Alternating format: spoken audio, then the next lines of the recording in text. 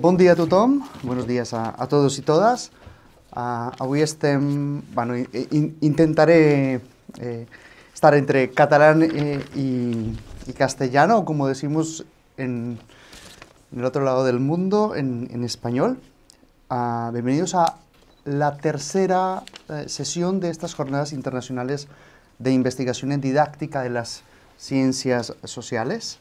Para las personas que no me conocen, mi nombre es Gustavo González Valencia, soy miembro de GREDIX, miembro de la Unidad Departamental en Didáctica de las Ciencias Sociales, y la organización me ha encomendado moderar esta mesa, acompañado de 3 personas por las cuales sé que en el grupo, pero particularmente yo, tengo un profundo respeto intelectual por sus trayectorias investigativas y su producción académica. Como lo saben, esta mesa la hemos denominado Educación Democrática, Resistencias y Esperanzas, y como pueden ver hay un claro enfoque que hemos denominado iberoamericano. Por aquello de, estamos aquí 4 personas que de una u otra manera reflejamos ese puente que existe entre Europa, o esta parte de Europa, y el continente Suramérica particularmente. En esta mesa están 3 personas. La primera persona de ellas, me falta el pasador. La primera persona que quiero presentar, siempre las presentaciones tienen un orden un poco arbitrario, por lo tanto, es el orden que he elegido. La primera persona es Hammurabi Oliveira, que es de la Universidad Federal de Santa Catarina. Hammurabi estudió Ciencias Sociales en la Universidad Federal de Campina Grande y es doctor en Sociología, pero ha dedicado bastante tiempo de su trayectoria investigativa, y eso se puede ver reflejado en sus publicaciones, al estudio de la enseñanza de la sociología, a la presencia de la sociología en la educación obligatoria, y evidentemente esto conectado y relacionado con el tema de la mesa, asuntos de educación para la ciudadanía, democracia, populismos, por ejemplo, que en alguno de sus últimos trabajos ha hecho referencia a ello. La segunda persona es María Joao de Oliveira, que nos acompaña desde, Hammurabi viene desde Brasil, María viene desde Portugal.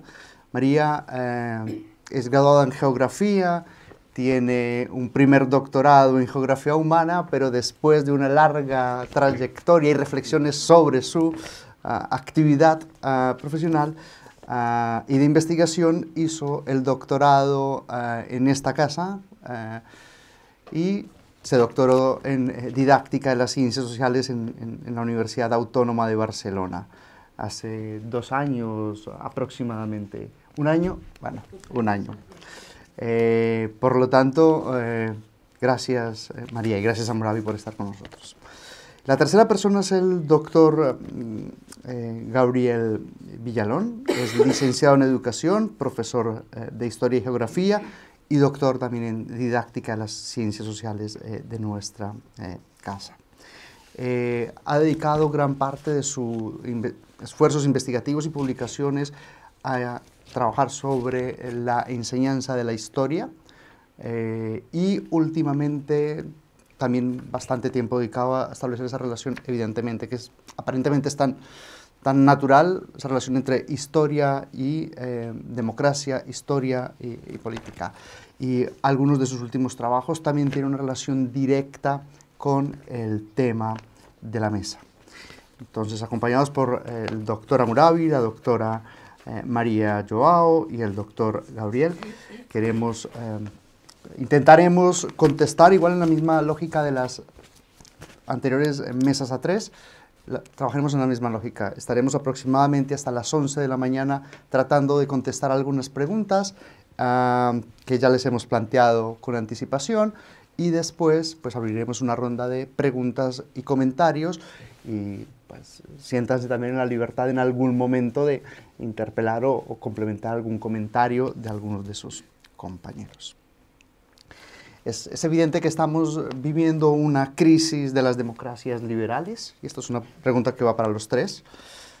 en todo el mundo. Esto de una otra forma ya lo venían pareciera ser anunciando los resultados, por ejemplo, de la prueba internacional de conocimiento cívico, en el cual los estudiantes, las nuevas generaciones sentían cierta simpatía o reflejaban cierta simpatía por regímenes autoritarios, pero también cierta apatía por la participación y por la democracia. Y eso se ha visto reflejado al cabo de los años con los procesos electorales y particularmente el crecimiento de los populismos, tanto de derechas como de izquierdas. En ese contexto, la primera pregunta es si nos podrían destacar, de una manera muy breve, algún cambio importante y una continuidad en términos de la educación democrática que puedan ver en Iberoamérica y particularmente en Brasil, Portugal y Chile. Tendremos el micro para ello. Buenos días, o como decimos en portugués, que es igual catalán, buen día. Pero haré mi presentación en castellano para que la mayor parte me pueda comprenderme. Bueno, muchas gracias por la invitación, por la oportunidad de estar aquí. Es siempre un placer regresar a la Autónoma, pero bueno, como el tiempo es muy corto, la primera cosa que yo pienso con tu pregunta es que, bueno, como uno de los libros más centrales en este debate, cómo mueren las democracias, por ejemplo, llama la atención que antes, por ejemplo, si pensamos en el golpe de Estado, el libro empieza justamente hablando del golpe en Chile, por ejemplo, la muerte de la democracia era muy clara. Te veía como cercado el palacio, todo, Allende se muere, todo es muy claro. Pero los autores llaman la atención que ahora la democracia muere de otros modos, con todos los pasos formales. Se da el ejemplo de Trump, pero también de Hugo Chávez, por ejemplo, para decir que, bueno, los trámites formales están todos allá, pero no se puede decir que la democracia se continúa viva como antes. Este es algo que se ha cambiado muchísimo. Cómo que las democracias están en crisis y cómo eso se afecta la educación ciudadana, la educación en la escuela en el sentido más amplio. Y yo diría que otro cambio muy relevante es que también hemos incorporado nuevas discusiones, nuevos debates en la educación democrática. Que, bueno, en los años 80, por ejemplo, en Latinoamérica sobre todo, se hablaba de clase, como la gran discusión acerca de pensar en la educación democrática, de cómo pensar esos retos. Hoy incorporamos otras discusiones acerca de raza, de género, de otros tipos, de cómo están interseccionalizadas también. Y en términos de continuidades, yo diría que hay algunas que son muy relevantes. Yo destacaría dos. La primera es una tradición crítica en la educación desde Iberoamérica, que es decir, tenemos una tradición de formación crítica en la educación, sobre todo relacionados a países que tienen también un histórico de democracias muy frágiles y también un histórico de desigualdad muy grande en su sociedad. O sea, la educación tiene un rol central en el desarrollo y el combate de las desigualdades en nuestra sociedad. Esto es algo muy relevante. Y la otra cosa es que, claro, aunque podremos decir que todo el currículum y toda la escuela y toda la educación debe ser una educación para la democracia, seguimos con un rol muy central en las ciencias sociales. Quiero decir, no quiero decir que las otras asignaturas, que los otros campos de saber no tienen como un rol relevante en la discusión por la democracia, por supuesto que las tiene, pero las ciencias sociales siguen como siendo algo central en la discusión para pensar una educación para la democracia. Yo diría que estas son continuidades muy relevantes para pensar. Bueno, 3 minutos que me has dado es eso. Olá, bom dia. Em primeiro lugar, muito obrigada pelo convite para estar aqui convosco hoje, nesta mesa. Irei falar em português, tentar falar despacio, como vós outros dizem, para que me entendam. Não comecei pela morte da democracia, comecei pelo nascimento da democracia, em particular em Portugal. Porque a vossa questão fez-me pensar de imediato. Este ano comemoramos 50 anos de democracia. a nossa ditadura durou 48 anos, o que significa que já levamos mais tempo em democracia do que em ditadura. E nestes 50 anos as mudanças foram enormes. Quando pensamos na educação, ou da perspectiva da educação, claramente que as mudanças foram muito, muito grandes. Pensando só nas mudanças em termos de taxas de alfabetização e, em particular, taxas de alfabetização femininas, do maior acesso à educação por parte das mulheres e o saber que hoje em Portugal a maior percentagem entre a população com estudos superiores está centrada nas mulheres. Portanto, as mudanças foram imensas. O que é que aconteceu em termos da escola? Não é? E em particular em termos do que é o desafio que nos colocam, a educação democrática. Durante este espaço de tempo, houve efetivamente muitas mudanças em termos dos planos de estudos e no que diz respeito à educação para a cidadania, temos tido processos de avanço, em alguns momentos de recuo, mas a cidadania passou a integrar os planos de estudo, ora de uma forma transversal, ora como uma disciplina autónoma nos currículos. Acontece que esta mudança que os planos de estudo prevêem não tem sido acompanhada, e acho que aqui é um desafio enorme, não tem sido acompanhada por uma efetiva mudança naquilo que é a formação de professores. Tem havido também importantes mudanças em termos de política de formação de professores, mas neste momento os nossos planos de estudo, decorrentes das orientações políticas, têm claramente uma ênfase muito grande em termos do conhecimento científico, deixando pouco espaço para assinaturas em que as questões da cidadania, da educação democrática, sejam efetivamente trabalhadas em sala de aula com os futuros professores.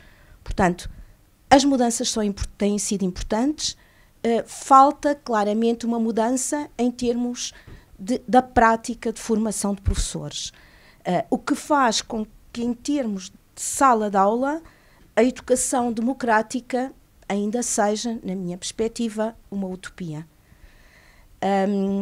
Em síntese, creio que poderei dizer que há oportunidades curriculares na educação básica e na educação secundária para uma prática de educação democrática, mas a formação de professores não está a conseguir responder a esta oportunidade.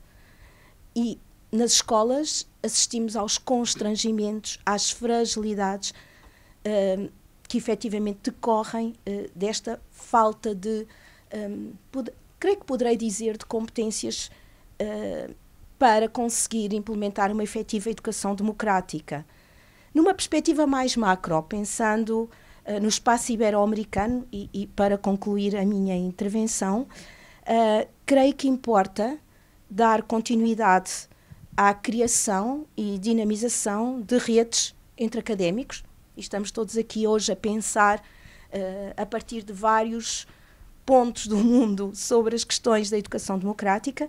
Estas redes são fundamentais para desenvolver uma maior reflexão e abordagem também colaborativa e dar continuidade a um aprofundamento sobre estas mudanças que são fundamentais no contexto da formação de professores. Muito obrigada. Buenos días. Primero agradecer la invitación, ¿cierto?, a Gustavo, Neus, Santi, de volver a estar acá, ¿cierto?, en que es una de mis casas que he tenido. Bueno, sobre la pregunta, claramente creo que la democracia hoy día es el tema, ¿cierto? O sea, si pensamos, por ejemplo, la preocupación por la democracia y la ciudadanía es un eje central en Iberoamérica. El trabajo que estamos haciendo, por ejemplo, hoy día en la red iberoamericana, de hecho lo demuestra, ¿cierto? En la revisión que han hecho los colegas y los compañeros a partir de lo que sucede en cada una de sus realidades, muestra que hay una preocupación desde las políticas públicas en términos de implementar la educación ciudadana, la educación democrática en la escuela, como en la formación de profesores. También lo muestra un poco los encuentros que hemos tenido, que en general han tenido como tema la democracia. Me recuerdo el 2016 en Chile, luego la creación de la Asociación Chilena, en donde los 4 encuentros que hemos tenido han estado dedicados a temas fundamentalmente sobre la democracia, más que a la historia, la geografía o las ciencias sociales. O sea, cómo pensar desde ahí. Si me voy al caso particular de Chile, en Chile después del estallido social acostumbramos a hablar del margen de los 30 años como tiempo para evaluar lo que ha pasado. Y en particular ahí yo diría que hay continuidades que son cambios y continuidades que son resistencias. En Chile en general la política pública desde la vuelta a la democracia ha implementado un currículum, una política pública escolar que busca reforzar la participación política y el aprendizaje político en la escuela, con mejores o peores resultados, pero desde las reformas curriculares del año 98 se ha puesto acento en la ciudadanía y en los temas sobre democracia, primero de manera transversal, ¿cierto? Luego, sobre todo, siendo un énfasis, sin perder la transversalidad, pero siendo un énfasis en el área de historia, geografía y ciencias sociales, y el 2019 integrándose nuevamente una asignatura de educación ciudadana. Pero además de estos elementos propios del currículo en términos de asignatura, también hay políticas específicas sobre la institución escolar que promueven la participación. Por una parte, el 2016 se proclama la ley que se conoce como Plan de Formación Ciudadana, que obliga a todas las escuelas a desarrollar un plan de formación ciudadana que identifique acciones concretas para el trabajo de la ciudadanía en la escuela, ¿ya? Para toda la asignatura como para la escuela en su conjunto. También desde el 2004 hay todo un cambio en el plan de la política de convivencia escolar que se llama ya, ¿cierto? Un poco también invitando a la escuela a repensar la lógica de qué significan los reglamentos escolares y establecer más bien planes de acuerdo de convivencia dentro de la escuela. En la práctica, y acá los colegas son chilenos sabrán que eso funciona relativamente, pero se ha intentado hacer esos cambios. Hay un impulso hacia allá. También hay políticas sobre participación, por ejemplo, como la creación de los consejos escolares, que por lo menos en escuelas públicas y en escuelas que reciben financiamiento del Estado, existen espacios en donde se reúnen los representantes de estudiantes, los representantes de padres y apoderados, y el gestor de la escuela para tomar decisiones. En general son consultivos, ya no toman resoluciones, porque en general las toma el director, pero han existido esos espacios de participación. Claramente, así como están estos cambios que digo que son de ciertamente de avance, también hay una serie de continuidades que son resistencias. Claramente esas resistencias tienen que ver con dos cuestiones. Una, fundamentalmente la práctica. Sigue siendo el acento de la educación ciudadana y, como bien se decía aquí, un poco el énfasis en una asignatura, en contenidos, y poca preocupación finalmente por el currículum implícito, por el currículum oculto, ¿cierto? Que finalmente lo que empiezan a mostrar algunas investigaciones, que es lo que construye en buena parte la experiencia política y ciudadana en la escuela. ¿Ya? O sea, las prácticas siguen siendo tradicionales y pese a estas políticas que describí anteriormente, sigue habiendo una ejecución de la autoridad en la escuela que es bastante tradicional. También otros elementos que impiden de cierta manera o frenan el desarrollo de la educación ciudadana en Chile tiene que ver con las características del sistema educativo, que como bien sabrán es el ejemplo del mundo de una concepción de la educación como un bien de mercado, en donde los privados tienen el privilegio de intervenir. Eso no tan solo en la educación escolar, primaria y secundaria, sino que incluso en la educación superior. El otro día era bien interesante el debate que se abrió aquí en un momento a propósito de la formación de profesores de los másteres y los privados. Porque en Chile, yo he trabajado en privado y estoy en una pública, pero por ejemplo, incluso de perspectiva muy crítica, se forma profesores desde escuelas privadas y no hay una mayor discusión sobre el rol de lo público en la formación educativa, e incluso del rol del rol de lo público en la construcción de los proyectos de educación ciudadana, en términos de cómo chocan los intereses de un privado versus a construir la idea de una educación ciudadana, de una sociedad democrática que es para todo y abre hacia el bien común, que claramente eso siempre va a chocar con el interés individual. Eso claramente se hace notar más en las escuelas, donde, como contaba el otro día en un encuentro, más del 60% de la matrícula en Chile va a escuelas privadas. La mayoría de estas recibe financiamiento del Estado, pero por lo tanto esas escuelas están en manos de privados, fundamentalmente ideológicamente conservadores, ya sea desde parte de la Iglesia o de sectores políticos conservadores, y claramente ahí la influencia de ellos en el currículum implícito, en ciertas prácticas que se desarrollan en la escuela, impide el desarrollo de buena parte de las políticas de ciudadanía que se han desarrollado. Eso sí. Gracias por ajustarse también al tiempo y a la pregunta. Como vamos identificando, pues hay cambios y continuidades no solamente en cada país, sino incluso algunos aspectos que se pueden compartir. Entramos a la sesión de las preguntas para cada una de las personas de la mesa. Para el doctor Hammurabi, la realidad brasilera últimamente, en los últimos años, ha sido una realidad política por lo menos sociológicamente, muy interesante. También convulsa, valga la pena decirla. Pero ¿cómo definirías actualmente esa situación de la educación democrática en Brasil, viniendo de un periodo de gobiernos del Partido de los Trabajadores, luego Temer y todo lo que sucedió con Temer, luego Bolsonaro y el regreso de Lula, que me imagino que obviamente habrá una diferencia significativa con el primer Lula, con el segundo Lula y este tercer Lula? Bueno, una cosa que yo siempre decía para la gente, incluso cuando yo he estado en Barcelona, en la pasantía, estaba en el gobierno de Bolsonaro, y decía siempre que es un periodo muy interesante de hacer análisis, pero horrible de vivir, que como vivir los momentos históricos normalmente no es muy interesante, es mejor analizarlos. Bueno, pero yo pensaba una cosa mientras los demás estaban hablando, como que hay una relación muy íntima entre la educación democrática y la propia democracia, en el sentido que, bueno, la democracia necesita la educación democrática, pero la educación democrática también necesita la democracia. Por ejemplo, se pensó en Paulo Freire, cuando ha escrito La pedagogía del oprimido, que es su libro más conocido. Él ha escrito cuando estaba en Chile, porque vivió una dictadura en Brasil. Incluso la primera versión que ha sido publicada ha sido en castellano, solo después en inglés. Ha sido publicado por la primera vez en portugués en Portugal. Es solo después en Brasil. En Brasil ha sido uno de los últimos sitios que ha publicado el libro por la dictadura. ¿Qué quiero decir con eso? Que, claro, comprender la educación democrática significa ubicarla en medio a todo lo que se ha pasado en Brasil.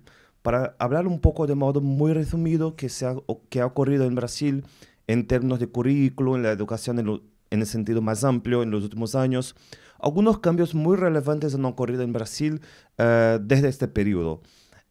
Sobre todo la creación de que hemos llamado de Base Nacional Común Curricular, que sería como una propuesta de un currículo nacional, porque en Brasil nunca hemos tenido un currículo nacional. Esta sería la primera propuesta.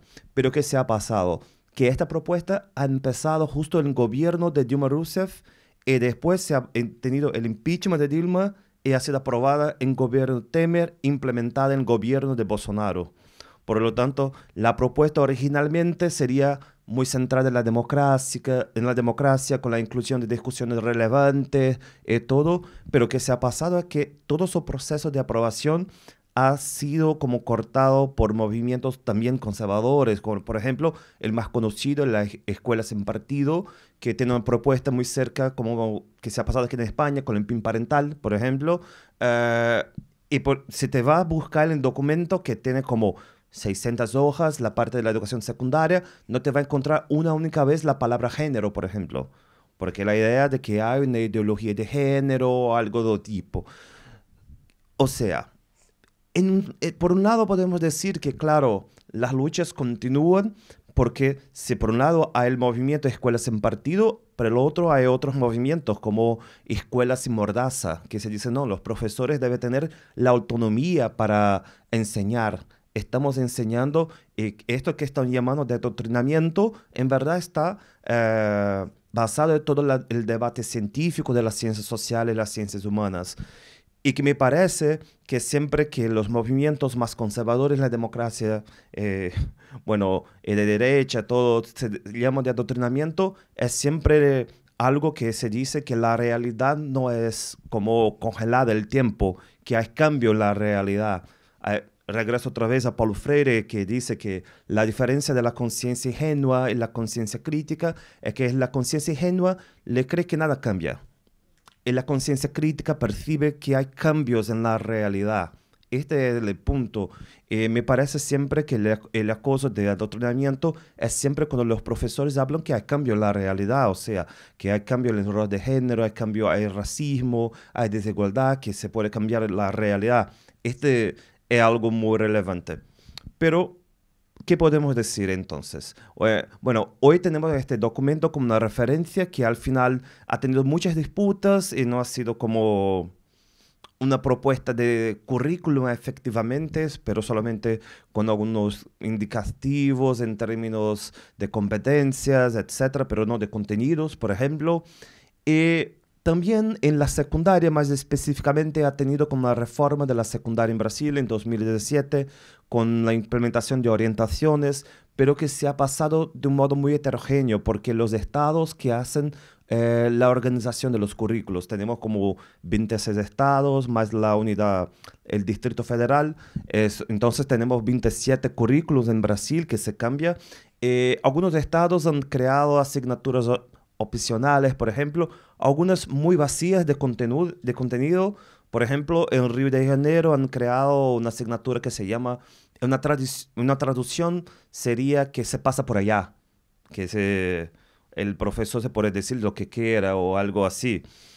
Pero lo decía también, y claro, con el tema de la mesa, que también la esperanza, es que la resistencia también es muy fuerte. Tenemos como una participación de los profesores, esto que María Joana ha dicho, y también la mesa de ayer, por ejemplo, que el rol de las asociaciones científicas ha sido muy relevante. No solo los sindicatos, pero también las asociaciones científicas, de agregar a la gente, de agregar las discusiones, de agregar qué tipo de escuela queremos. Y más que eso, claro, que los documentos, los currículos tienen una orientación y todo, pero las escuelas son vivas. Las escuelas son marcadas por las prácticas de los profesores. Las escuelas son marcadas por las interacciones entre los profesores, la comunidad, los profesores y sus estudiantes. Esto también, todo eso hace parte de las resistencias a un proyecto que se pone y que ahora se puede intentar cambiarlo, pero estamos aún empezando este tipo de intento, porque en Brasil, solo para cerrar, el tipo de elecciones es un poco distinto que se pasa en Europa, en otros países. Por ejemplo, te puedo decir, nunca te vamos a tener un presidente con el vicepresidente del mismo partido, porque en Brasil siempre tiene que agregar distintos partidos, que son como 30, algo así. Tiene un ministerio que pertenece a un partido, otro ministerio a otro partido, el vicepresidente es de otro. Entonces, estamos aún intentando cambiar, pero yo creo más en el cambio que parte desde las escuelas, de los profesores, en su interacción con las comunidades, con los estudiantes, que los cambios institucionales, porque al final los cambios institucionales toman más tiempo do que las demandas de los estudiantes y los profesores. Ahora, gracias a Murabi. María, creo que un poco conectado con tu anterior intervención, sí. La pregunta que te planteamos es ¿qué resistencias y qué esperanzas destacas en la educación en competencias de cultura democrática en Portugal? Começo por dizer, na sequência do que a Murabi nos acabou de falar, que Portugal, atendendo à sua dimensão, tem apenas um currículo. Portanto, nós temos um currículo nacional temos aprendizagens essenciais definidas para todas as disciplinas, que são orientações nacionais. E quando olhamos para estes documentos, os documentos orientadores atuais, e creio que se muitos de vocês fizessem uma leitura nestes documentos, diriam grande avanço, não é? Porque, de facto, estes documentos estão definidos por competências e articulam-se com um outro documento que se chama de Perfil do Aluno à Saída da Escolaridade Obrigatória, que é um documento que define o que é esperado de um aluno quando termina os 12 anos de escolaridade obrigatória. E que nos apresenta um conjunto de competências transversais para as quais devem concorrer todas as assinaturas que os alunos frequentam nestes 12 anos. Portanto, em termos de documentos curriculares, eu creio que nós temos uma excelente oportunidade para fazer uma educação numa perspectiva democrática nos diferentes anos de escolaridade. Claro que o ponto em que estamos é o resultado de um processo que eu situo no início deste século, com a primeira grande revisão curricular, 2001, em que avançámos imenso em termos do que são currículos, do que são programas, que parámos ou recuámos quando tivemos um governo de direita, recuámos mesmo, desaprendemos, retomámos novamente com outras designações com este último governo, e já agora em termos de esperanças não sei o que vem por aí depois das eleições do próximo mês de março, que se voltamos à direita outra vez, provavelmente vamos rever tudo o que fizemos até agora. Bem, portanto, onde estão as resistências perante as oportunidades que temos? Porque eu acho que, de facto, nós temos imensas oportunidades para o ensino básico e secundário, que são ainda acrescidas pela margem de liberdade, que chamamos autonomia, que as escolas têm, não é? E que importa saber gerir atendendo aos contextos socioeducativos.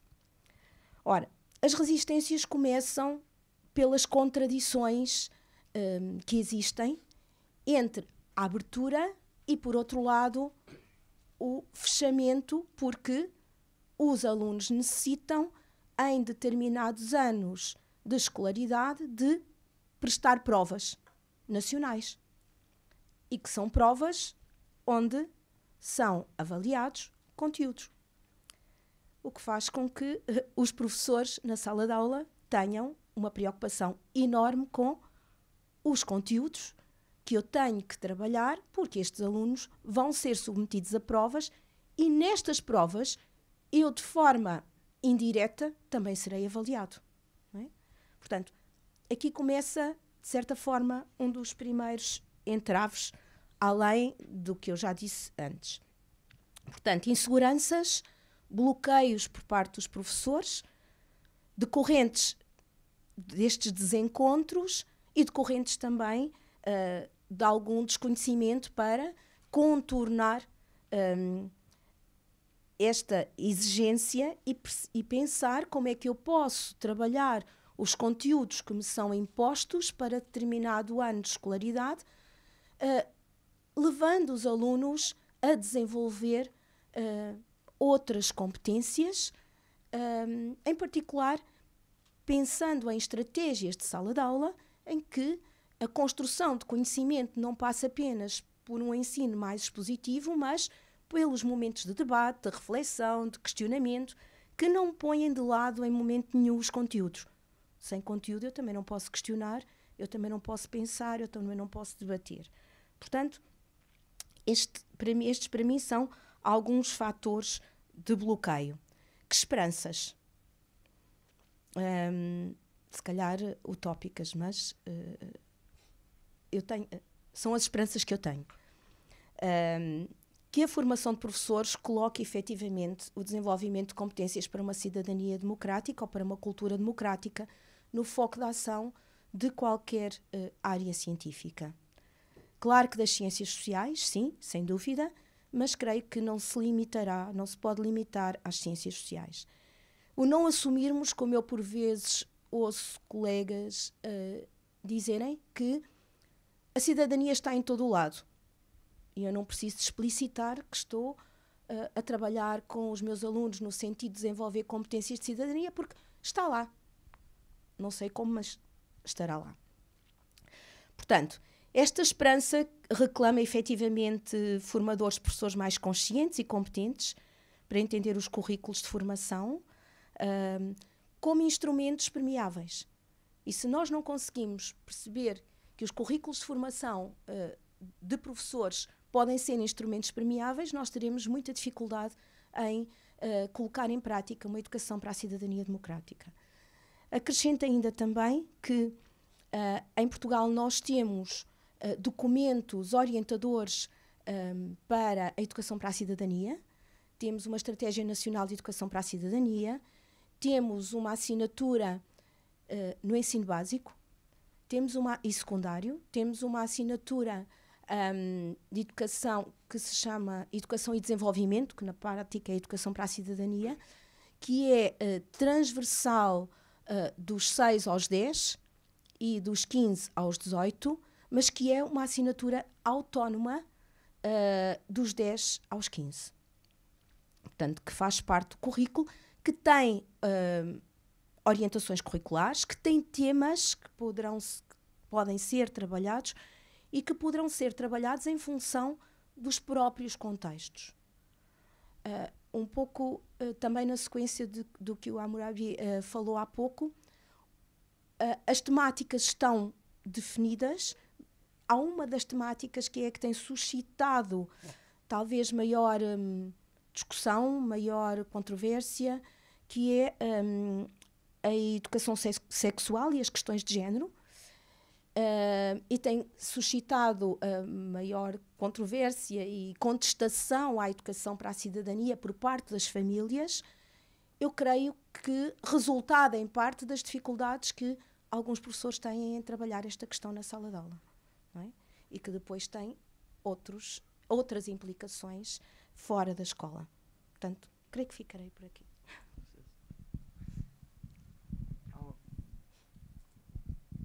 Para Gabriel,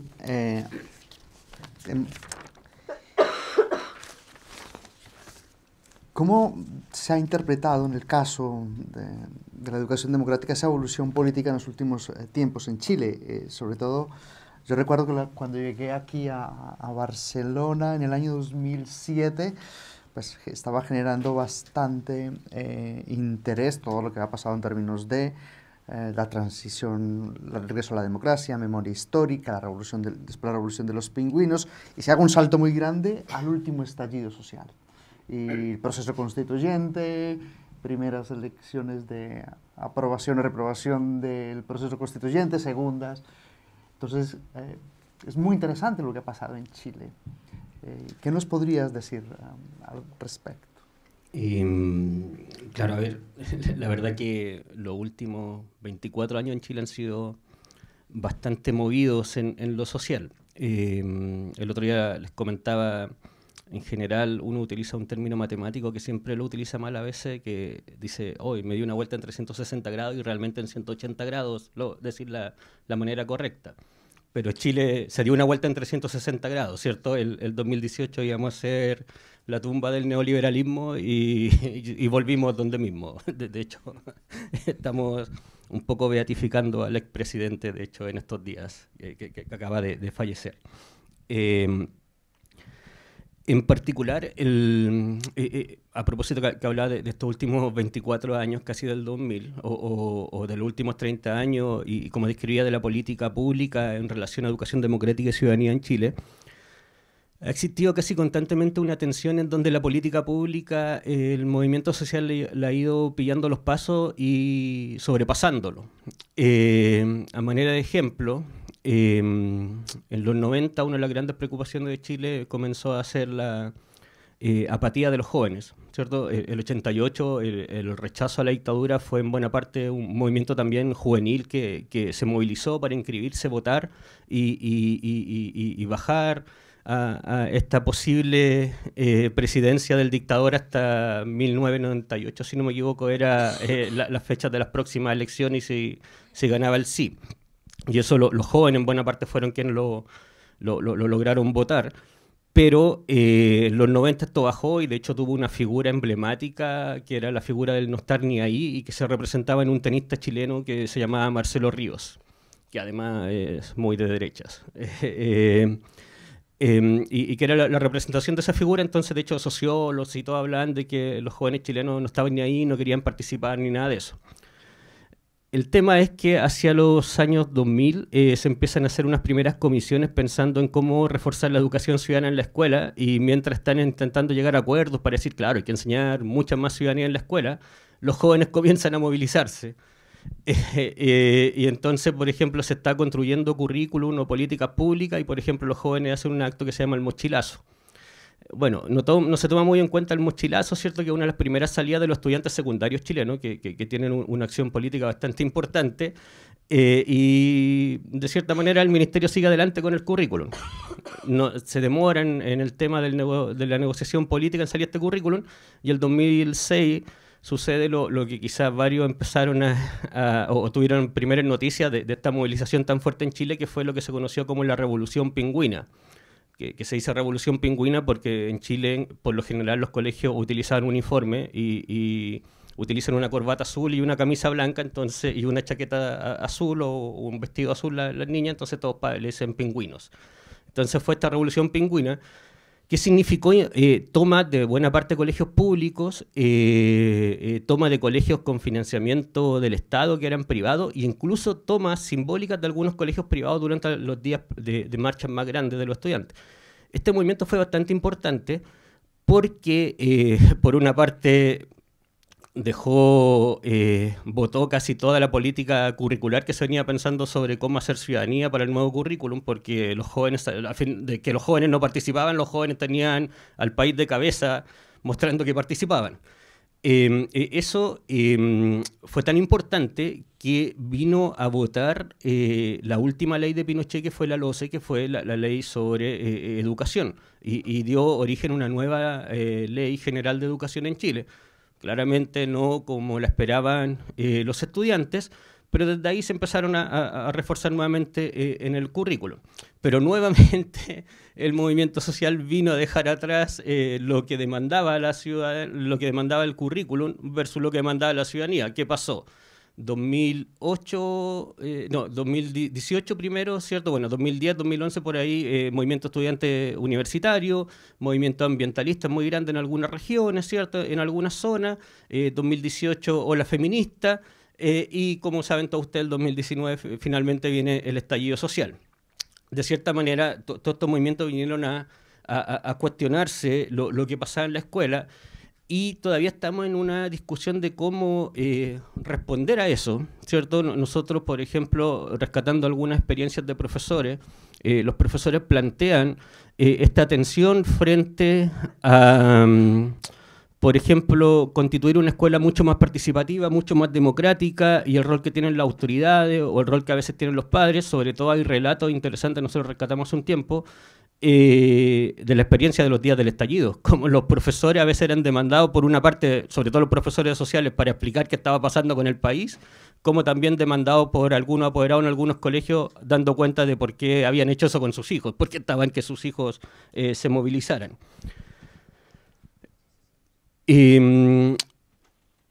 Dentro de este marco también un poco de una política pública que si bien intenta avanzar en ciudadanía, pero se ve superada por la realidad social chilena, creo que hay otro tema interesante y que algo ha aparecido acá que tiene que ver con esta prueba internacional de educación cívica. Claramente en Chile hay una preocupación de hecho y las políticas curriculares han estado preocupadas por los resultados en esa prueba.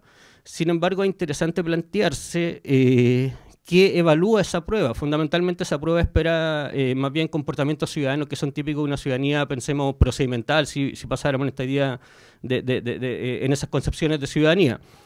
¿Qué es lo que pasa? Claramente, mientras se están entregando informes que supuestamente los jóvenes no tenían conocimientos políticos, ya sobre todo en la evaluación anterior, era el momento en que los jóvenes se estaban movilizando por otras vías. O sea, lo que nos muestra que mientras la escuela estaba intentando evaluar una democracia procedimental, ¿cierto?, más bien representativa, los jóvenes se movían en acciones de ciudadanía más sustantivas, ¿cierto?, en formas de democracia más directa, en formas más participativas, deliberativas, dentro de su experiencia.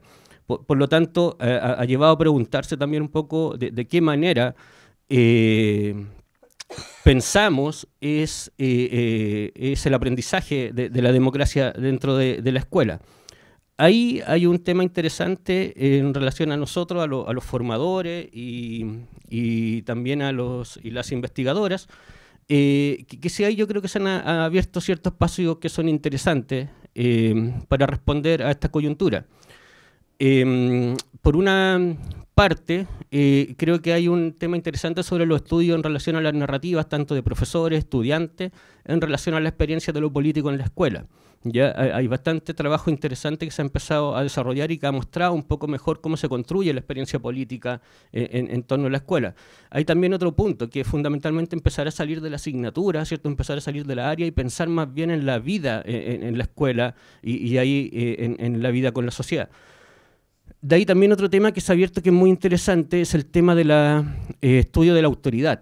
¿Ya? El tema de cómo se desarrolla la autoridad en la escuela, ¿cierto? Y desde ahí hay trabajo interesante tanto de la sociología como desde la investigación educativa que empiezan a mostrar cómo la escuela constituye un elemento importante en cómo se constituye la autoridad en una sociedad como la chilena, ¿cierto? Y ayudan a explicar un poco estos fenómenos que han pasado. Y yo creo que otro interesante que hoy día nos está demandando y que probablemente hay que asumir es el tema de la violencia, ¿ya? Hay trabajos muy interesantes en algún momento que hizo una colega, que es la María Isabel Toledo, de la Diego Portales, pero claramente la violencia es un tema importantísimo a tratar en la escuela, es la principal demanda que dan cuenta los profesores, pero muchas veces hay una poca lectura en términos de cómo afecta la violencia sistémica y otras que no sé cómo llamarlo, por ejemplo el narco, que empieza a aparecer mucho más organizado en ciertos barrios de Chile, en ciertas zonas de Chile, a la escuela y a la práctica y a la construcción finalmente de la democracia en la escuela. O sea, claramente a veces las necesidades de los más pobres, ¿cierto?, en Chile no están vinculadas en las demandas más clásicas estructurales que a veces pensamos, sino que están en esa vida en donde, ¿cierto?, el Estado es menos fuerte y lo que existe es el narco, ¿cierto? Son los soldados, son esas formas de relación, incluso de redistribución de recursos, ¿cierto? Por ejemplo, vieron lo de los incendios, cómo en muchas zonas, ayer hablaba con un compañero que es de Valparaíso, y planteaba cómo hay antecedentes en Valparaíso, cómo se redistribuyen recursos en zonas más pobres de Valparaíso, hoy día ayudando por mismos narcos, ayudando a personas, porque los recursos del Estado no llegan. Que nuevamente nos lleva al tema de pensar el rol de lo público en una sociedad como la chilena, en donde el Estado, ¿cierto?, a partir de las políticas neoliberales, es bastante pobre. Bueno, eso último que acabas de decir sobre los narcos, sobre decirlo que en Colombia hay bastante experiencia de cómo una persona que tiene series en Netflix construyó un barrio. No voy a decir el nombre porque hay cosas que ya están sobreexpuestas, no porque quiera ocultarlo. Gracias por ajustarse al tiempo y por contestar, sobre todo por contestar con tanta precisión a las preguntas que les habíamos planteado. Y quiero hacer unos cuantos comentarios y empiezo por lo que ha comentado el doctor Villalón, y es si el asunto del control, los estudiantes ya están socializados en el control dentro de la escuela y por lo tanto cuando los narcos ejercen también control territorial sobre la circulación de personas y mercancías y capitales dentro de los mismos barrios o barriadas o como se denomine en el caso chileno. Lo digo porque en la experiencia colombiana los narcos ejercían el control y me imagino que también en las favelas brasileras control sobre lo que sucede dentro y el Estado y la presencia y poder el Estado entrar a ser presencia no solamente de redistribución de riqueza si es que la hay o de desarrollo de infraestructuras o incluso de acciones policíacas para detener es muy difícil y en el caso de las favelas en Brasil es muy claro. Yo estuve en Brasil en el año 2004 y visitamos una favela. Precisamente estaba conociendo experiencias de formación política en Belo Horizonte y nos llevaron a ver una favela y claro, la forma como podía entrar el Estado a estas favelas y ejercer algún tipo de influencia era bastante limitado en muchas ocasiones. Y frente a lo que planteaba María, a mí me quedaba me surgía una inquietud, era también la influencia de Europa. La influencia de Europa en todo lo que ha pasado en Portugal. Si la memoria no me falla, el año 2005 fue el año de la ciudadanía europea, tal vez, o fue el año en el cual se publicó el informe Eurídice sobre el estado de la educación para la ciudadanía en Europa. Entonces, seguro que también esas agendas europeas y la integración europea, evidentemente, me imagino que ha tenido algún tipo de influencia. Queremos terminar, que esta es una pregunta común para los tres. Y es, ¿qué lectura o qué recurso, libro o propuesta nos recomendaría al profesorado para la enseñanza de las ciencias sociales y en este caso para la enseñanza de las ciencias sociales en términos de lo que hemos planteado, del tema de la mesa y de lo que han planteado, bien sea producto de sus propios trabajos o de algo que conozcan en su país? Así que empezamos de nuevo por el mismo orden. Bueno, muchas gracias. Ha sido muy interesante escuchar también a los compañeros todos. Bueno, en términos de lectura, yo regresaré otra vez a Paulo Freire porque he pensado mucho acerca de eso, de la contribución de Paulo Freire para la educación en el sentido más amplio, la educación democrática, porque ella se puso en una cosa que es muy relevante, que solo puede ser enseñar verdaderamente, se le pone en el centro de la educación algo que sea significativo para los estudiantes, para ti, que se compartan en ese sentido. Y este es un reto muy grande. Incluso, por ejemplo, en Brasil tenemos unas políticas de libros texto para las escuelas, pero son libros nacionales. Esto, bueno, como un libro se puede hacer, hablar de todo. O en el primer día, Antoni estaba hablando como, porque es la escuela parte de la realidad, de que se enseña está muerta. Y yo me recordé, por ejemplo, de cuando era muy pequeño y tenía clases de geografía, estudios sociales. Hablaba, por ejemplo, de las estaciones del año. Muchos libros en los 90, cuando yo estaba en la primaria, cuando hablaba del invierno, tenía una imagen con nieve, por ejemplo. Bueno, yo en Brasil, en los trópicos, yo solo he visto nieve cuando ya era adulto viajando al extranjero. Entonces, pero ¿cómo la escuela se puede hacer eso? Decir algo que no tiene relaciones. Por lo tanto, yo creo que Paulo Freire aún tiene una contribución muy interesante de decir, cómo ponemos al centro de la discusión. Además de Paulo Freire, claro, por ejemplo, hay mucha gente que ha hecho una contribución de lectura de su trabajo. Uno de los trabajos que yo destacaría es Bell Hooks, que es una intelectual americana. Hay un libro que está traducido para el castellano, Enseñar a transgredir, por ejemplo, que es muy interesante porque Bell Hooks también hace una crítica feminista y desde la raza también una contribución desde el feminismo y de la perspectiva de la raza al trabajo de Paulo Freire, que yo creo que es una contribución muy relevante. Y en temas de materiales, prácticas, también estoy me recordando de las mesas, de la mesa de ayer, del primer día también, y cómo vamos a hacerlo. Yo me recuerdo cuando yo estaba, por ejemplo, enseñando en la secundaria en 2009, yo creo, yo estaba enseñando en una escuela, una ciudad muy chica en Brasil que se llama Floresta, una ciudad que como estaba a 500 kilómetros de la capital del estado, tenía como 40.000 habitantes, solamente 2 escuelas de educación secundaria, por lo tanto, nuestra escuela era la segunda, una escuela federal, y yo me tomaba como, ¿qué puedo hacer con mis estudiantes? Porque no tenemos museos, no tenemos... Pero ¿cómo podremos explorar la realidad que ellos la conocen? Yo he hecho un trabajo que ha sido muy interesante con ellos, que ha sido en el cementerio de la ciudad. Por tanto, hemos ido al cementerio de la ciudad para pensar cuestiones relacionadas no solo al espacio, por ejemplo, a la desigualdad.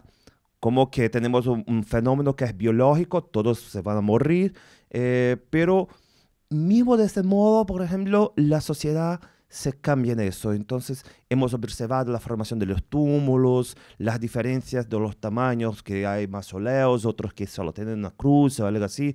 Y eso, ¿cómo te podremos hacer que una realidad que ya conoces, que pasa todos los días, la ves todos los días, pero no percibes nada y te va a percibir algo distinto y algo que ya conoces?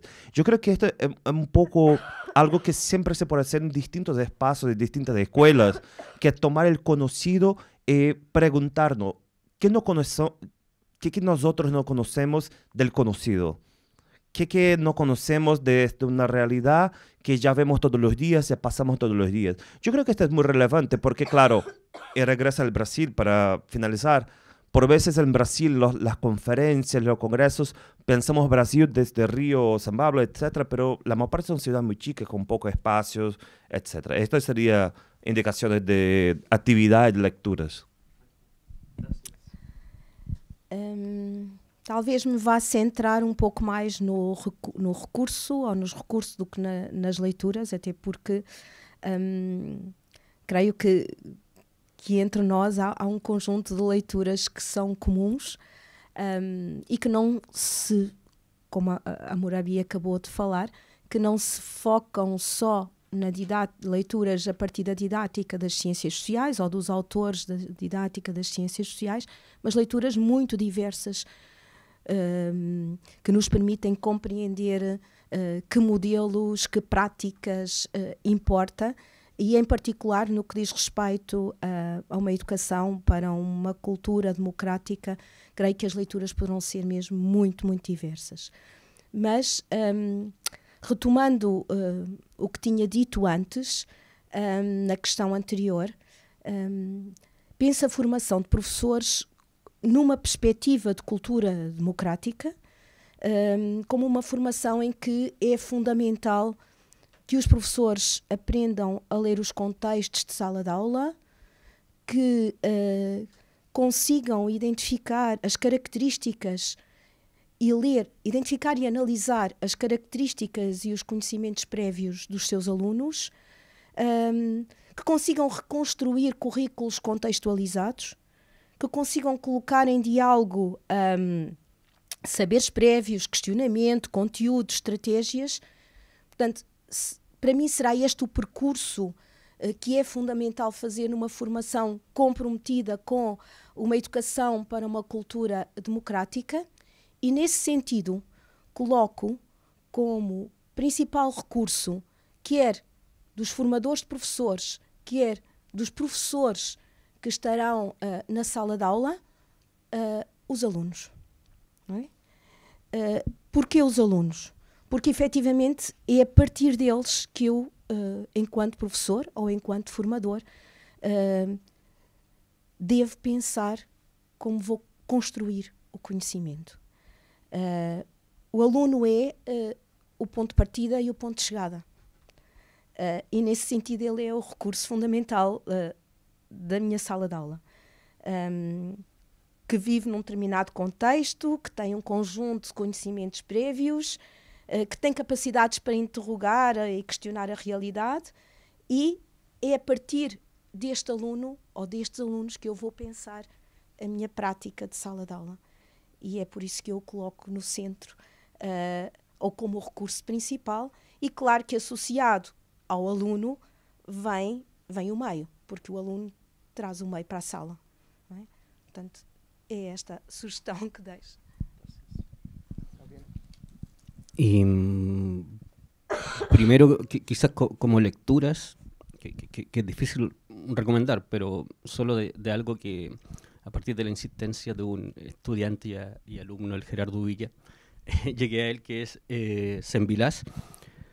Creo que ahí hay un punto de trabajo interesante sobre su visión de la emoción y los afectos, pero en particular de los afectos en torno a lo político, que se construye de marcos, ¿cierto?, desde el feminismo, desde marcos postcríticos, pero sobre todo porque en algún momento hace una conexión interesante a propósito con Freire, que me ha hablado acá. Entonces, por ejemplo, yo recomendaría a Sembilás o otros que están pensando el tema de los afectos y cómo construir una pedagogía que contaba el otro día, que es como contrapolítica, pensando que un poco estos movimientos populistas, neofascistas, se mueven en un ámbito de una especie de movilización de los afectos y de una esperanza malentendida, ¿cierto? De un mundo que nosotros no queremos, pero que para ellos sí es un mundo esperanzador. Por lo tanto, este desafío a construir otra esperanza, o sea, que pasemos de la educación crítica que hace muy buenos diagnósticos, pero a veces ofrece pocas alternativas, y empecemos a pensar en la esperanza como recurso, en esa idea de ahí. Y por lo tanto, si leemos a Sembille y hablamos de esperanza, hay que leer a Freire, ¿cierto? Y hay que pensar en esta idea de que todo profesor debe tener esperanza. Y también volvería a otros clásicos que siempre son interesantes, como el mismo Apple, pensando en esta idea del conocimiento legítimo y cómo la ideología tiene un rol ahí, y cómo en la escuela se pueden hacer, hay espacio para transformar eso.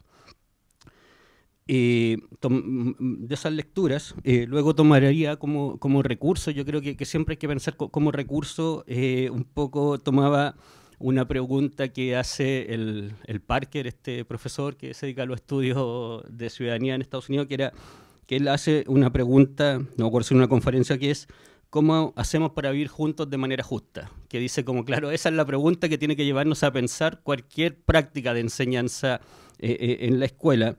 Y ahí creo que es interesante pensar en recursos, pensar por una parte, primero en el conflicto, que es algo que nosotros estamos trabajando en el conflicto como eje de la enseñanza, pero en un poco en la idea de leer el contexto y leer el currículum prescrito y intentar asociar que esas problemáticas que están viviendo incluso en la cotidianidad, en sus relaciones, en nuestros niños, en nuestros jóvenes, en la escuela, entre comillas, intentemos curricularizarlas para abordarlas y darle un sentido político y discutir cómo esas desigualdades se enfrentan. Un poco, que no sé si lo escribió o lo conversamos, pero que Laeda San dice aprender a no estar de acuerdo. Que entre comillas no es dialogar para estar de acuerdo, sino que aprender a no estar de acuerdo, porque lo que nos está pasando mucho es que no podemos no estar de acuerdo, y cuando no estamos de acuerdo viene rápidamente la violencia en nuestra sociedad. Entonces yo creo que ahí es necesario pensar cómo la escuela construye espacios de confianza. A veces pensamos, decimos, ya hagamos temas controversiales, hagamos ejercicios participativos, y como que va a ser fácil hablar para los niños. Entonces quizás pensar en estrategias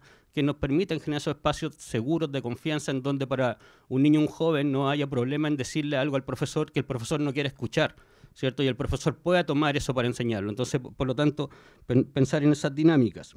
Desde ahí hay algunos recursos que son interesantes, que incluso vienen desde el mundo indígena, y que se han trabajado por una profesora canadiense, que es la Katy Wigmore, que son los círculos de diálogo, los círculos de paz.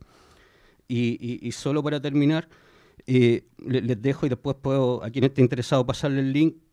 Creo que hay dos páginas que hoy día son bien interesantes que vi, que son una precisamente del grupo de Toronto, de Katy Wigmore, que es una página que habla de la construcción de la paz, ¿cierto? Y son recursos para la enseñanza de una ciudadanía pacífica, entre comillas, para una ciudadanía para la paz democrática, y se presentan una serie de estrategias para todas las asignaturas, no solo para ciencias sociales, y para pensar la escuela como un espacio de construcción de democracia en general, tanto en el currículum prescrito como en lo implícito que sucede fuera. Y otra que es muy interesante, que es de una profesora de la Universidad de San Francisco, que es Judith Pace, y que se llama Teaching Controversies. ¿Qué es lo interesante? Que lo que ella hizo, mirar el tema de trabajar temas controversiales, pero siempre lo miramos de cómo funciona como estrategia, cómo funciona en la sala, y ella lo pensó cómo funciona para que un profesor aprenda a enseñar temas controversiales. Entonces hizo unos recursos en donde ayuda a nosotros los profes a reflexionar cómo llegamos a los temas controversiales y cómo ir pensando en esa práctica.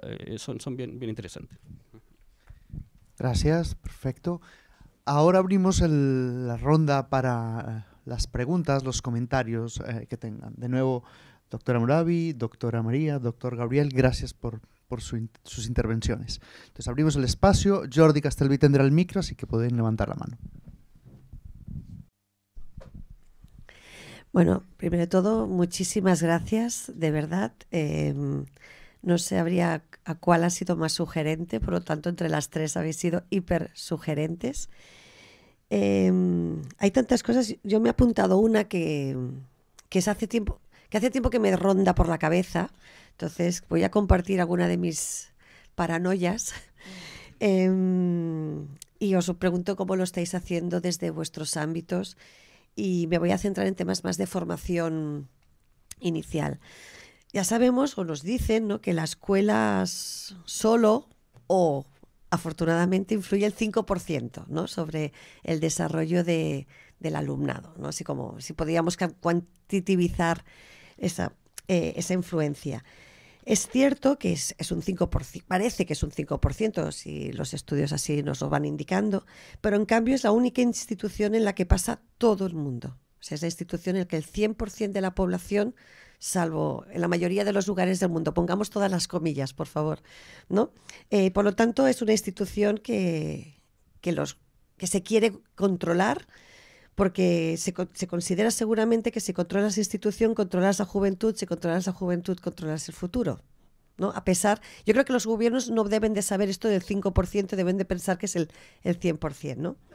Pero seguramente que no se ha reflexionado suficientemente sobre la influencia del capital cultural, del capital económico, político, de la propia familia, del contexto de los propios de cada uno de los alumnos. Es decir, que a veces piensas que la escuela no influye tanto, pero se olvida que más allá de la escuela hay vida, ¿no? Entonces, entendiendo, y creo que compartimos, ¿no?, que al final la escuela es un espacio de disputa ideológica, ¿no?, tanto por las familias como los contextos como los gobiernos, mi pregunta es, ¿los maestros sabemos que es así? O sea, ¿somos conscientes de que es un espacio en disputa, en disputa ideológica? ¿Lo enseñamos en la formación inicial? Si estamos enseñando que la escuela es un espacio de disputa ideológica, es decir, un espacio de guerra cultural, también, no solo en los medios de comunicación, la escuela también, porque a veces tengo la sensación que como esto es tan duro, es tan difícil afrontarlo, tendimos también, como los maestros en la escuela, ¿no?, a hacer una educación más tecnocrática, ¿no? Y entonces, el currículum, competencias, aquí en Cataluña, competencias específicas, competencias transversales, competencias claves, criterios, estándares, objetivos. Entonces nos perdemos en esta parte más tecnócrata de toma de decisiones, y al final, para acabar, pues no sé, ¿no?, enseñando la Edad Media o los ríos o los valles o las cuencas hidrográficas, cuestiones que, bueno, que no nos hacen abordar seguramente algunas controversias, algunos problemas sociales, pero que también nos permiten estar en una cierta tranquilidad, porque es claro, estar siempre en este contexto de disputa también te cuestiona a ti, ¿no? Y cuando, igual que decía ahora María, en función del color ideológico de los gobiernos o de la beatificación de algunos presidentes o de algunas situaciones, como decía Murabi, ¿no?, de que una cosa es vivirlo y otra cosa es analizar tiempos convulsos, obviamente los maestros lo sabemos, cuando hay conflictos, cuando hay guerras, es uno de los colectivos más represaliados.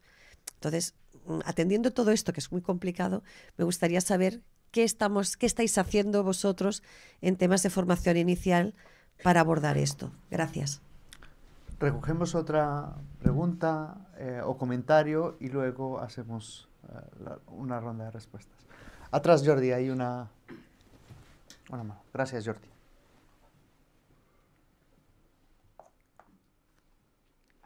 Buenos días. Esta pregunta va orientada al profesor Gabriel. Bueno, desde la realidad chilena estoy de acuerdo que ocurre mucho en la escuela, sobre todo más vulnerable, la disputa sobre las culturas del narco y ha afectado mucho. Lo digo por experiencia propia porque me desenvuelvo en un contexto bastante vulnerable en un... ¿Aló? Ahí sí. En una escuela en Chillán. Y claro, y yo estaba pensando sobre el concepto de la disputa y también sobre la ciudadanía.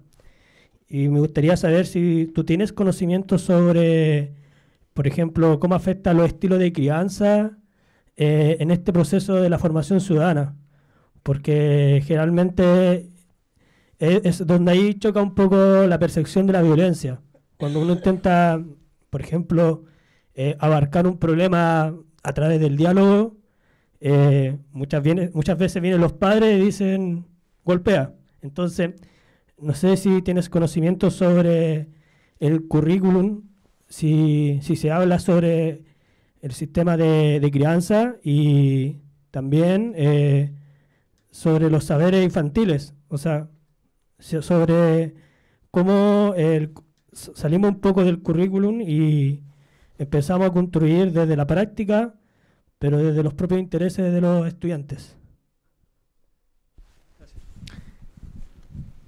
Damos respuesta a estas dos intervenciones y luego miramos si existe una tercera.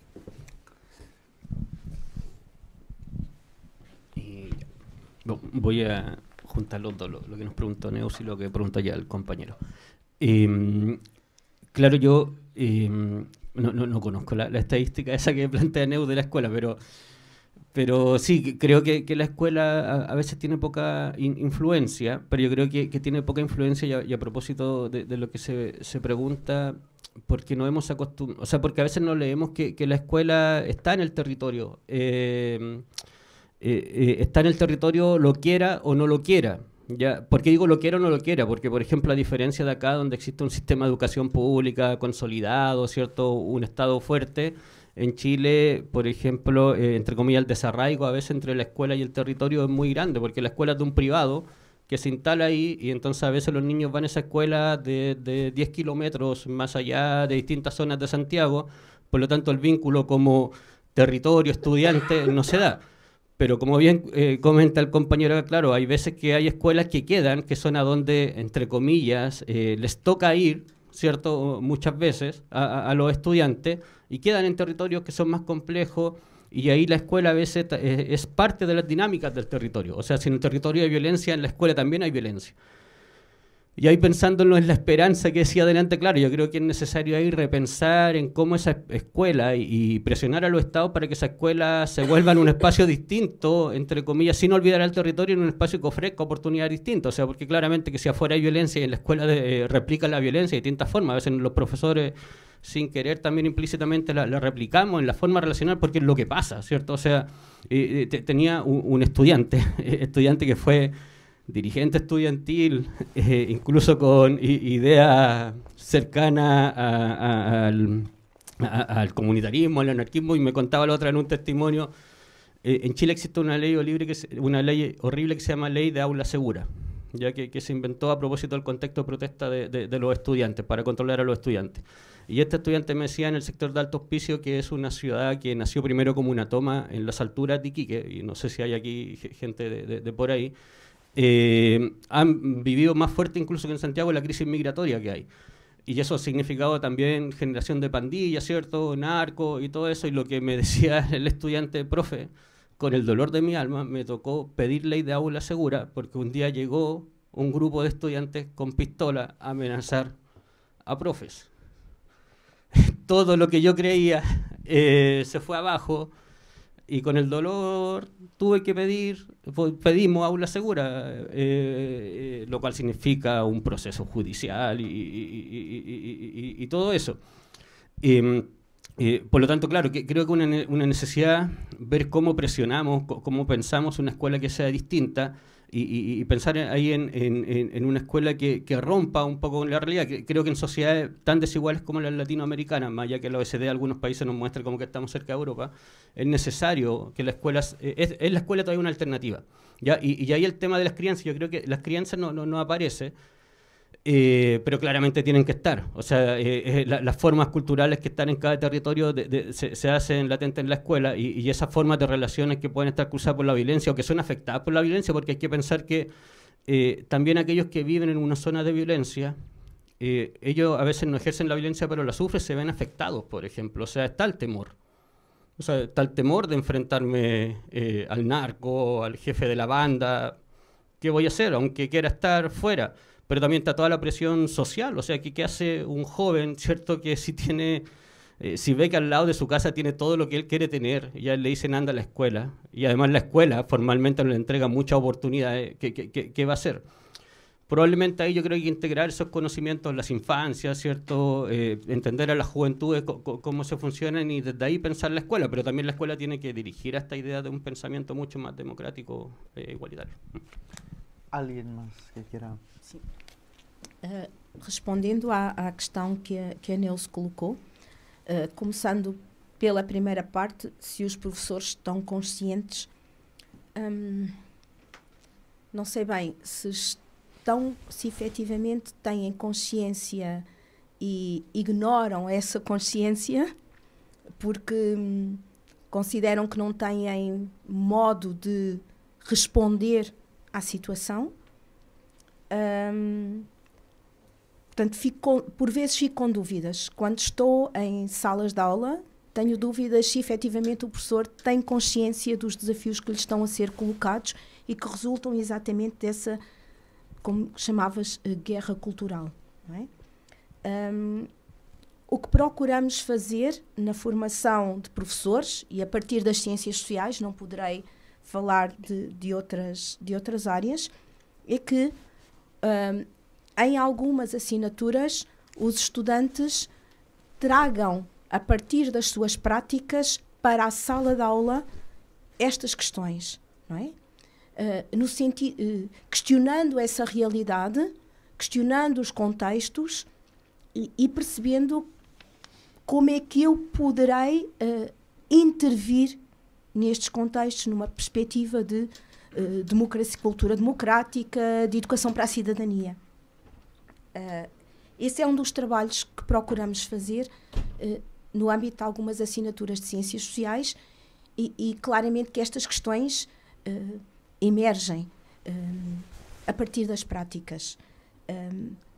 Há também uma preocupação grande na formação em levar os estudantes a analisar os contextos sociais, territoriais, em que as escolas se localizam, para perceberem como é que a minha intervenção pode ir ao encontro das fragilidades, das potencialidades que eu encontro nesses contextos. Agora, a questão da leitura destas realidades é uma tarefa ainda difícil por parte dos nossos estudantes. Faltam ainda mais ferramentas, assim como para compreenderem melhor aquilo que são as ideias dos alunos, os conhecimentos que os alunos nos trazem e as interrogações que colocam. Mas claramente que em sala de aula estas situações surgem e por vezes passamos ao lado porque consideramos, muitos professores dizem, não, eu estou aqui para lecionar geografia, não é? Que para mim, eu estou para lecionar geografia e não estou para trabalhar questões de cidadania. Portanto, há ainda muito esta questão. E por isso eu acho que poderão ter consciência, mas ignoram que a consciência sobre as situações. Bueno, yo voy a empezar con una anécdota que está pasando conmigo, porque yo trabajo en la Universidad Federal de Santa Catarina, pero en el departamento de Sociología, trabajo con la formación de profesora de ciencias sociales, pero un año antes yo me he presentado por una plaza en la Facultad de Educación de la misma universidad y me quedé en segundo lugar, no me quedé en primero. ¿Qué pasa? Que en Brasil todas las selecciones muy curiosas, tener testes, tener que hacer un sorteo para hacer una clase por una hora. En ese sorteo, mi clase, el tema sería el rol de la escuela en la sociedad capitalista. Y yo he hablado del capital cultural, de este impacto y todo, pero no ha gustado de mi clase. Después yo he encontrado una de las evaluadoras y él me ha dicho, bueno, no hemos evaluado muy bien porque creemos, si dice esas cosas para los estudiantes, ellos se van a quedar muy tristes. Se te cuenta que la escuela tendría la desigualdad, que la reproducción de... Bueno, quiero decir con eso que hay resistencia por veces, que la gente no quiere hablar de eso en la formación de los profesores, claro. Pero esto hacemos también en la formación de los profesores de ciencias sociales, hablamos de la desigualdad, todo, pero también cuando hablas de 5%, claro, se cambia en cada realidad, porque los países que están en la periferia del capitalismo, por ejemplo, la escuela tiene un rol completamente distinto, porque las desigualdades económicas son tan grandes, por ejemplo, que se te hacen a distintos sistemas educativos, te va a tener trayectorias completamente distintas. Ayer había una mesa acerca de educación patrimonial, por ejemplo, y como has hablado de capital cultural, me recuerdo del concepto de Bourdieu.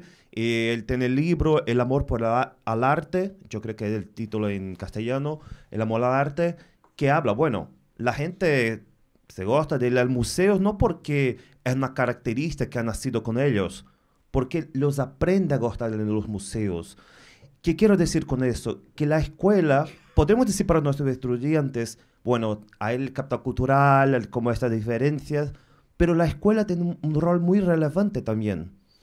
En este sentido, te puede crear nuevos gustos, nuevos tipos, acceso a otros tipos de capital cultural que no tendría en su espacio de familia, por ejemplo. Yo digo, desde la realidad de Brasil, por ejemplo, hay un programa muy relevante de distribución de libros textos en las escuelas que, bueno, para las secundarias son como 8 millones de libros que están distribuidos para cada asignatura. Bueno, en muchas casas, el único libro que ellos tienen son los libros de la escuela. Por lo tanto, decir, claro, el capital cultural tiene un rol muy relevante, claro que tiene, pero la escuela también puede producir y accesar nuevos capitales culturales. Y yo creo que esto es especialmente relevante en este contexto de los países que están en la periferia del capitalismo, que están en la periferia de la geopolítica mundial, como que la escuela te puede ascender a conocimientos que no tendría acceso a ellos sino por medio de la escuela. ¿Qué hay de tan especial en el conocimiento que la escuela produce y se pone en circulación? Esto yo creo que es un poco como intentamos trabajar. Claro, reconocer toda la cuestión de la igualdad, etcétera, pero también decir lo que sea 5%, pero ¿cómo este 5% más puedo cambiar una trayectoria? Gracias. Tengo el micro activado. Estamos justos en el tiempo. No sé qué me dicen desde la organización. ¿Está preparado? Vale. Por lo tanto, podemos... voy a hacer el cierre. Va a haber espacio para preguntas, pero acompañado de un café, lo cual será mucho mejor. De nuevo, les quiero dar las gracias al doctor Hammurabi, a la doctora María Joao Barroso, al doctor Gabriel Villalón, por haber aceptado la invitación, por ser tan lúcida, tan brillantes en las respuestas a las preguntas planteadas. Y la verdad es que, claro, yo he tomado también en cada diapositiva, he tomado muchísimas notas.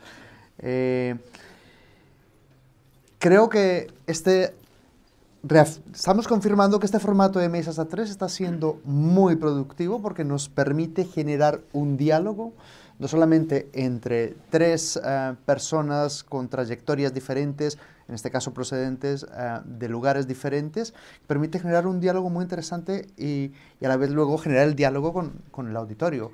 Por lo tanto, creo que este formato posiblemente se nos va consolidando de cara a las siguientes jornadas.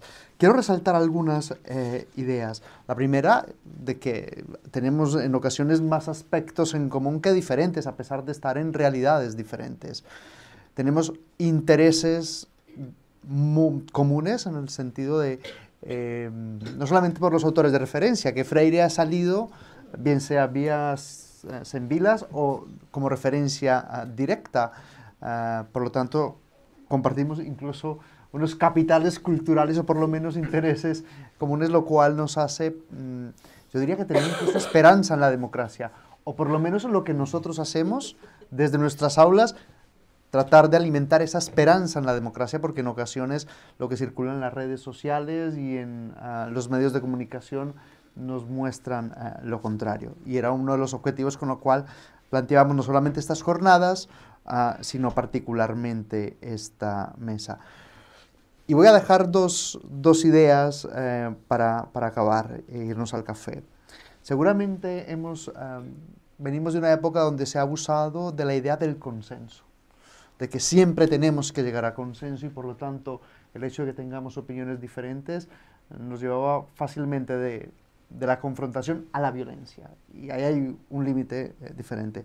Y lo otro, algo que salió muy poco, pero que animo que en algún momento lo podamos conversar, y es el asunto de las emociones políticas, que también ha salido, pero muy tangencialmente, y así como en la escuela podemos generar nuevos gustos, nuevas pasiones, también en asuntos de educación en emociones políticas. No sé si sea lo más acertado hablar de educación de emociones políticas, pero generar otras emociones políticas, y tal vez una de ellas sea esa esperanza en la democracia. Gracias de nuevo y nos vemos en el café y continuamos la conversación en el café.